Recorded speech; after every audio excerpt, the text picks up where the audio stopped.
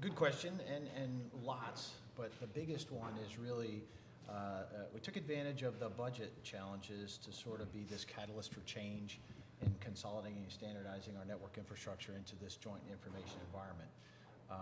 That's a lot of words to really say, how do I get the DoD on the same sheet of music as we move forward and keeping the warfighter in mind?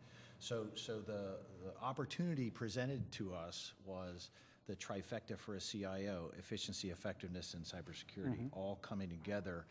And the fact that the budgets were going down allowed us to now drive in standards, use Army, Navy, Air Force, Marines, and Fourth Estate inputs to now come up with a design and an agreement to move forward with the Big E enterprise in the sites, not previously, my world as the enterprise. And so, things like cloud, things like FedRAMP, things like mobility, things like, there's every facet of our world is fitting into this way ahead, which is a redesigned DoD network infrastructure, not unlike what the Intel community is doing with iSight. Matter of fact, they're very linked. But we are really transforming the network infrastructure. We're on our way. We have a great deal of support and buy-in from the deputy, the secretary, the vice chairman, the chairman. The people that need to push are now behind pushing an IT issue, which they view as absolutely central to national security in the 21st century. Terrific. And how about some challenges maybe and lessons learned for you along the way? So I'll use the culture thing. The culture of control. Yeah. Exists in our world. Boy. And so convincing people to take their idea and expand it to the 3.6 million members of DoD is hard. There was a great deal of consternation ongoing, and whether you centrally fund it, whether you decentrally fund it, how would you operate in this vein? But we're actually moving ourselves consistent with the budget into a future that I think will better serve this country.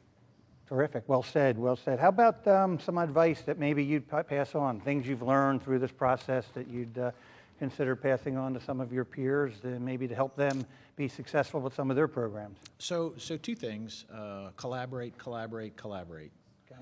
When people don't feel like they're part of the answer, then they're part of the anti-answer. Right? They will push back until they're sufficiently part of the answer.